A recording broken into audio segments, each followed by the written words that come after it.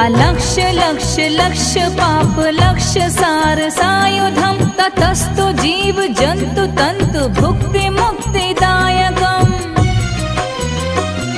विरंचि विष्णु शंकर सकीय धाम वर्मदे त्वदीय पाद पंकजं नमामि देवी नर्मदे